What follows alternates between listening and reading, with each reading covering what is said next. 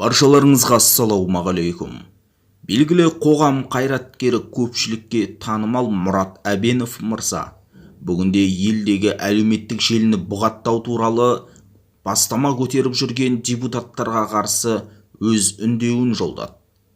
Біздің билік үлкен қауіптің алдында тұр. Егер біздің әлеуметтік желіні Ресейдің идеологиясына жығып берсе, оған төтеп беретін тәуелсіз өз ақпараттық арналары дамымаған.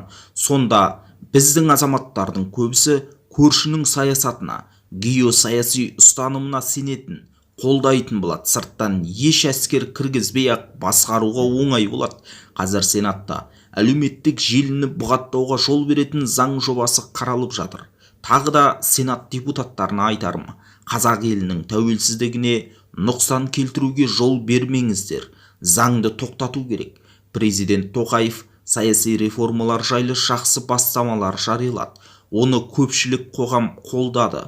Менің ойымша, бұл бастамалар ескі Қазақстанға қайтарғысы келеді. Президент Тоқаевтың жаңа бастамаларына қарсы саяси топтардың әрекеті.